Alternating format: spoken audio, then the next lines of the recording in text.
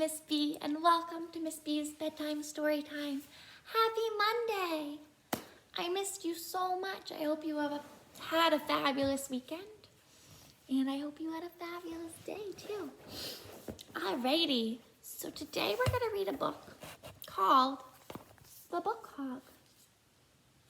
I've never read this book, but I was told that it's very good, so I'm going to read it with you. It's going to be my first time. Maybe it's your first time too. Alright, this book is called The Book Hog, and it's by Greg Pizzoli, or Pizzoli, one of those. The Book Hog. Whew. Sometimes hog can mean somebody who keeps a lot of things to themselves and doesn't share. Like, hey, you're hogging the crayons, like taking most of them. But a hog is also like a pig. So it's kind of like a joke. He's hogging the books too. Alrighty. The Book Hog loved books. And he had quite a few.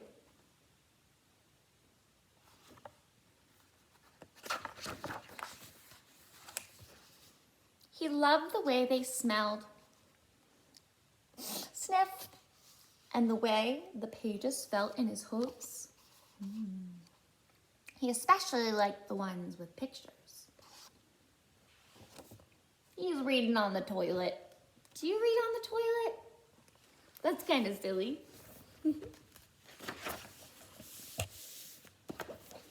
He picked them up here. That's a yard sale. So you know how sometimes people sell things in front of their houses or in their yard? It's a yard sale. And there, sometimes he got them out of the trash. Anywhere he could find them. Oh, Wilbur's Books. That's a bookstore. But the Book Hog had a secret. A big secret. What do you think the secret is? I don't know. Let's find out. He didn't know how to read. He had never learned. He was surrounded by books, but the Book Hog couldn't read a single one. Oh, man. Do you think maybe he has somebody to read to him? Or somebody who can teach him? You don't just know how to read, right? You're not born how to read. You learn slowly, like we're learning to read. And I bet you're learning to read at home too, a little bit, practicing. And we learned at school, and you'll keep learning at school when we go back. But you weren't just born knowing how to read, right? Miss B certainly wasn't. The Book Hog went to bed every night without a bedtime story. Oh, bummer. Hey, maybe he can watch one of Miss B's bedtime story times. One morning, he went out looking for more books. That's a good idea. Do you think he found any? He came to a long, low building, and he smelled some books inside. He smelled them. That's silly.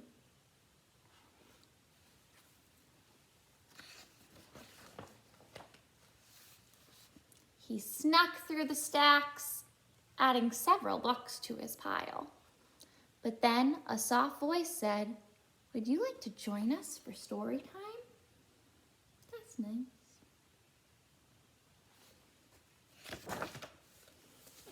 It was Miss Olive, the librarian. "Pick out a book and I'll read it with you."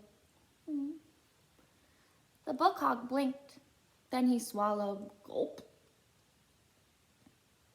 You'll read a book with me?" "Of course," said Miss Olive. "As many as you'd like." "Aw, Miss Olive, that's so nice.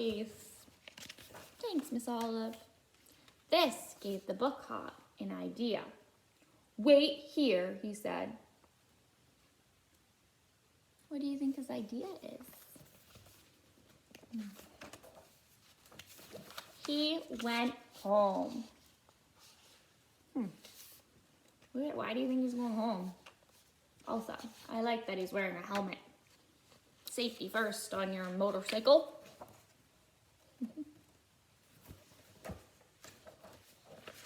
And he came back with some books. Whew. He brought his own books to the library. That's silly.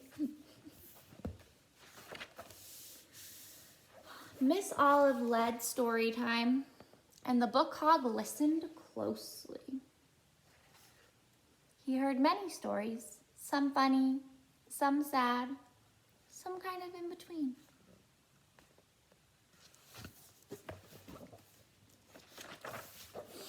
Over time, and with practice, the Book Hog learned to read on his own. Nice work. Although, he's reading and driving. Is that safe? I don't think so. He grew to love books even more. Not just for the way they looked and felt, but for the stories that they told. True.